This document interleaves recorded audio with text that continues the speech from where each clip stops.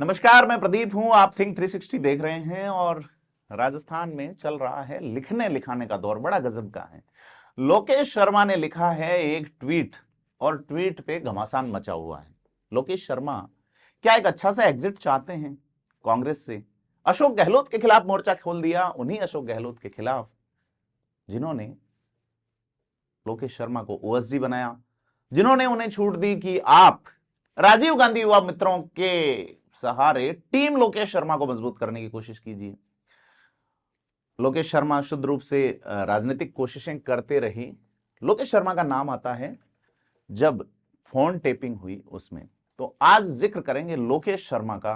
लोकेश शर्मा ऐसा क्यों कर रहे हैं और फोन टेपिंग वाले प्रकरण में क्या लोकेश शर्मा सरकारी गवाह बन सकते हैं? अगर लोकेश शर्मा सरकारी गवाह बने तो कई लोग जेल जाएंगे और जेल जाने वालों में नेता भी होंगे और कई अफसर भी नपेंगे। पुलिस विभाग के एक आईएएस, सीनियर आईएएस को फोन टेपिंग करने के लिए कारण पूछने के कारण रवाना होना पड़ा। कहानी बड़ी है दोस्तों और बात करेंगे। तो आपसे अपील है कि आपने अगर थिंक 360 सब्सक्राइब नहीं किया है तो सब्सक्राइब जरूर करें। और आप लोगों ने दौरान चुनाव जो प्यार जताया और जो हमारे में विश्वास दिखाया उसके लिए धन्यवाद। हो सकता है कि हम थोड़ी खबर जो है, न्यूज़ का हमारा सेटअप जो है वो वैसे भी आप न्यूज़ जो है उसका सोर्स व्हाट्सएप और सोशल मीडिया हो गया है। ऐसे में हम फोकस कर रहे हैं विश्लेषण पे कि क्या हुआ, क्यों हुआ और कैसे हो रहा है। तो राजस्थान की राजनीति में अभी जो चल रहा है वो लोकेश शर्मा को लेके आज एक बड़ा बयान आया सुभाष गर्ग का। आरएलडी के नेता हैं, कांग्रेस ने गठबंधन के साथ चुनाव लड़ा था। 198 सीटों पे कांग्रेस लड़ी थी और एक सीट पे आरएलडी के सुभाष गर्ग भरतपुर से जीते हैं। गर्ग पिछली सरकार में मंत्री थे। उन्होंने सीधा सा कहा है कि लोकेश शर्मा की औकात क्या है। बड़ा सवाल है। पीयूष मिश्रा याद आते हैं। पीयूष मिश्रा गजब के लेखक हैं, गजब के गीतकार, संगीतकार, एक्टर। आप जानते होंगे, वही कुछ इश्क किया कुछ प्यार किया, उसी तरीके वो लिखते हैं कि तुम्हारी औकात क्या है। पीयूष मिश्रा अपनी आत्मकथा लिखते हैं, लेकिन यहां सुभाष गर्ग कह रहे हैं लोकेश शर्मा की औकात क्या है। सीएम के ओएसडी हैं। लोकेश शर्मा का जिक्र धर्मेंद्र राठौड़ अपनी डायरी में करते हैं और ये कहते हैं लोकेश शर्मा मिले और उनका शशिकांत शर्मा ने निपटा दिया। कहानी अंदर की है दोस्तों। शशिकांत शर्मा कौन है? शशिकांत शर्मा ने क्यों निपटा दिया? कहानी एक और अंदर की है। मुख्यमंत्री अशोक गहलोत के प्रेस सलाहकार अनुराग वाजपेयी, एक ही सेटअप, एक ही माहौल के लोग, एक जैसे ही लोग मुख्यमंत्री अशोक गहलोत के खासम खास थे। Anurag Vajpayee all India information services के अधिकारी, उनको भेज दिया गया है केरला।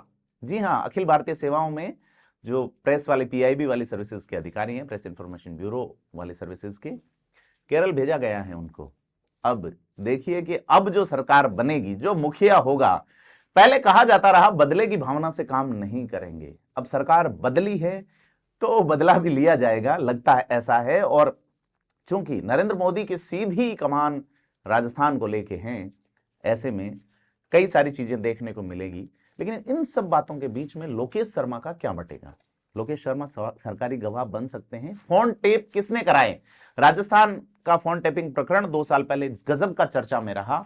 विधानसभा में सरकार के क्या जवाब आए, हाईकोर्ट में क्या दिए और स्थिति क्या है, उस पर सिरे से मंथन होगा। क्योंकि गजेंद्र सिंह शेखावत जो भारतीय जनता पार्टी के कद्दावर नेता हैं, उन्होंने इस चुनाव में बड़ी सक्रिय भूमिका निभाई और मुख्यमंत्री के दावेदारों में उनका नाम प्रमुखता से है। लेकिन अगर गजेंद्र सिंह शेखावत निश्चित तौर पे बड़ी भूमिका में रहेंगे, भले वो मुख्यमंत्री बने या नहीं बने, क्योंकि गृह मंत्री अमित शाह और प्रधानमंत्री नरेंद्र मोदी का विशेष जो उनके ऊपर फोकस है। जिस तरह से जल शक्ति जैसे बड़े मंत्रालय को उन्होंने फोकस किया है। राजस्थान में जल शक्ति मंत्रालय का जो बजट था उसमें घोटाले की बात भी आई, महेश जोशी वाली। लेकिन गजेंद्र सिंह शेखावत को बैकफुट पे लाने की कोशिश इसलिए शुरू हुई कि गजेंद्र सिंह शेखावत ने मुख्यमंत्री अशोक गहलोत के बेटे वैभव गहलोत को बड़ी बुरी तरीके से जोधपुर में चुनाव हराया।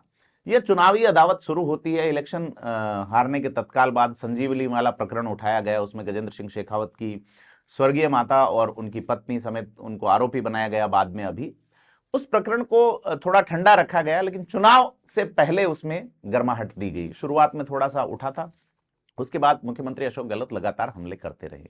और इन हमलों की जब शुरुआत हुई थी, जब सरकार बाड़ेबंदी में थी, उस वक्त लोकेश शर्मा ने 2 पत्रकारों को यह ऑडियो क्लिप जो है वो ऐसा बताते हैं भेजी थी। 2 पत्रकारों पे मुकदमे दर्ज किए थे गहलोत सरकार ने। ये क्लिप लोकेश शर्मा ने भेजी। लोकेश शर्मा पर दिल्ली में मुकदमा है और लोकेश शर्मा उसकी जांच में चक्कर काट रहे हैं। तो अब लोकेश शर्मा को लग रहा है कि वो फंसने वाले हैं। ऐसे में उन्होंने मुख्यमंत्री अशोक गहलोत के माथे पर पूरा हार का ठीकरा फोड़ा है और ये कहा है कि आप आत्ममुग्ध हो गए हैं, यानी आप अपने अलावा कुछ भी सुनना नहीं चाहते। क्यों नहीं सुनना चाहते? कांग्रेस का क्या किया? लोकेश शर्मा वैसे कांग्रेस में कोई बड़ा कद नहीं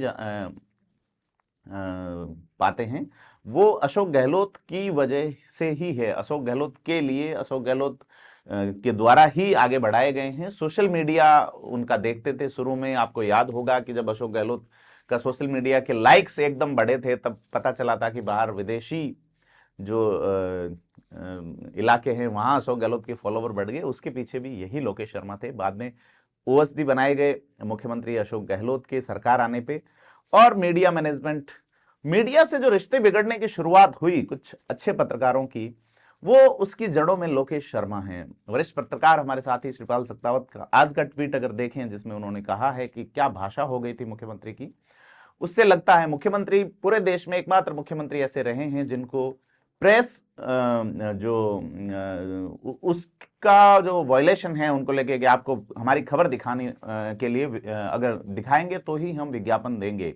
भारतीय प्रेस परिषद ने इस पे मुख्यमंत्री को नोटिस दिया, निंदा प्रस्ताव जारी किया। ऐसा पहली बार हुआ। तो इन सब की जड़ों में लोकेश शर्मा कहीं न कहीं रहे हैं। लोकेश शर्मा के अलावा जो दूसरे ओएसडी है शशिकांत शर्मा, उनका बड़ा नाम रहा है। शशिकांत शर्मा एंट्री करवाते हैं ऋषभ शर्मा की। ऋषभ शर्मा जो कि एक मीडिया हाउस में हुआ करते थे और कंटेंट लिखते हैं सीएम का, और जो गुलाबी बक्सा है, उस गुलाबी बक्से के थ्रू जो चीजें हुई उसमें हितबद्ध कितने होंगे, इसके चलते आउट किया गया लोकेश शर्मा को। आप अगर धर्मेंद्र राठौड़ की डायरी का एक पन्ना पढ़ें जिसमें लोकेश शर्मा अपनी पीड़ा धर्मेंद्र राठौड़ के सामने रखते हैं कि लंबे समय से वो मिल नहीं पा रहे हैं। उसके बाद में अब सरकार जाते ही उन्होंने ये ट्वीट ठोक दिया है, और इस ट्वीट में उससे पहले उन्होंने एक शेर भी लिखा, और इस ट्वीट में लोकेश शर्मा ने कहा है कि भाई अशोक गहलोत ही की वजह से सरकार गई है। राजस्थान में ओएसडी द्वारा सरकारी ओएसडी जो कि जनता के जेब, गाड़ी जेब की कमाई का पैसा लेता है, और अपने ही सरकार जाने पे मुख्यमंत्री के खिलाफ इस तरह का सार्वजनिक बयान जारी करना दूसरी बार हुआ है। इससे पहले श्रीमती वसुंधरा राजे जब राजस्थान की मुख्यमंत्री हुआ करती थी 2003 से 8 वाले, तो जब राजे की सरकार गई तब वहां उनके ओएसडी थे महेंद्र सिंह। महेंद्र सिंह ने एक पत्र जारी किया कि क्या गलतियां रही सीएम की, और एक बड़े समाचार पत्र ने उसे छापा। तो यह माना गया कि ओएसडी जो है, आज महेंद्र सिंह हापा कहाँ है, क्या वो राजनीति में सक्रिय हैं या ब्यूरोक्रेसी में कहीं हैं या किसी भी तरह की व्यवस्था में नजर नहीं आते। तो लोकेश शर्मा का हश्र जो है वो क्या होगा, आप सहज ही अंदाजा लगा सकते हैं। लेकिन यह जो ट्वीट आया उसके बाद जब पत्रकारों ने सुभाष गर्ग से पूछा कि लोकेश शर्मा जो है वो क्या सोचते हैं, क्या मानते हैं आप लोकेश शर्मा के बारे में, उनके ट्वीट के बारे में, तो वो कहते हैं लोकेश शर्मा की औकात क्या है। सुनिए आप। स्वीकार करते हैं और विपक्ष की भूमिका निभाएंगे, जोरदारी से निभाएंगे, चुनौतीपूर्ण तरीके से निभाएंगे, और भरतपुर के विकास का जो रास्ता अख्तियार किया था माननीय मुख्यमंत्री जी के निर्देशन में, उस पर हम काम करें। सर, भरतपुर का रिजल्ट इस बार इतने खराब रहे, क्या आप जीते और बाकी सीटों पर तमाम कांग्रेस के जो प्रत्याशी हार गए, वजह क्या आप ऐसा मानते हैं? देखिए, ये कांग्रेस नहीं हारी है और न ही मुख्यमंत्री हारे हैं, ये खुद व्यक्ति हारा है। जो भी सीट आ रहे हैं वो व्यक्ति जिम्मेदार है, जो भी एमएलए या मंत्री जो भी रहा। मैं तो एंटी इनकम्बेंसी सरकार की नहीं है, विधायकों की खुद की जो एंटी इनकम्बेंसी है वो काम करती है। लोकेश शर्मा कह रहे हैं मुख्यमंत्री की हार रही है। लोकेश शर्मा की तो औकात क्या है, ये तो दुर्भाग्य है। तो सुना आपने कि सुभाष गर्ग क्या कह रहे हैं लोकेश शर्मा को लेके कि उनकी औकात क्या है। लेकिन लोकेश शर्मा ने बयान जो किया है हो सकता है सच्चाई है, और हो सकता है क्या जनता का मैंडेट की बात उन्होंने लिखी है। तो ऐसे में कई सारी चीजें जो है वो राजस्थान की राजनीति में बदलने वाली हैं। और अगर लोकेश शर्मा सरकारी गवाह बनते हैं फोन टेपिंग वाले मामले में, तो निश्चित मानिए मुख्यमंत्री अशोक गहलोत एक बड़ी दुविधा में फंसेंगे। और न केवल मुख्यमंत्री अशोक गहलोत, बल्कि राजस्थान सरकार में जो और कुछ लोग हैं जो इस प्रकरण में शामिल रहे होंगे, या कुछ आईएएस और आईपीएस अधिकारी या और अन्य कारकुन कि किस तरीके से लॉगर के थ्रू सैकड़ों लोगों की कॉल रिकॉर्डिंग की गई। राजस्थान में लोगों का फोन टैप किया जाता था। बड़ा मामला निकल सकता है। आपको बता दें, ऐसा अपुष्ट सूत्रों से पता चला कि एक आईएएस थे जो कि बड़े पद पे थे, और उस पद वाले अधिकारी की कंसर्न लेनी जरूरी होती है फोन टैपिंग के लिए। जब सैकड़ों की संख्या में नंबर दिए गए उन आईएएस अधिकारी को, तो उन्होंने यह कहते हुए स्पष्टीकरण मांगा कि प्रत्येक नंबर का वेरिफिकेशन कीजिए कि आप जो नाम दे रहे हैं और जो नंबर है वो सेम ही व्यक्ति का है।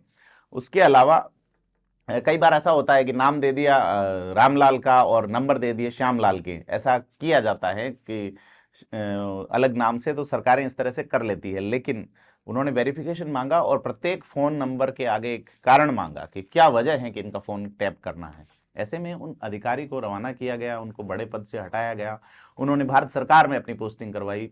यह खेल बड़े पैमाने पे हुआ है मुख्यमंत्री अशोक गहलोत की सरकार में। जनता सब जानती है, और जनता ने जो जनार्दन जिसको कहते हैं मुख्यमंत्री अशोक गहलोत, जनता जनार्दन जो है, उन्होंने मैंडेट दे दिया है। कांग्रेस की सरकार जा चुकी है, और न केवल यहां बल्कि छत्तीसगढ़ में भी, मध्य प्रदेश में भी वापसी नहीं हो पाई है। आलाकमान मुख्यमंत्री अशोक गहलोत के खिलाफ क्या निर्णय लेगा, इससे पहले देखना यह समीचीन होगा कि लोकेश शर्मा का क्या बटेगा। क्या वो सरकारी गवाह बनेंगे?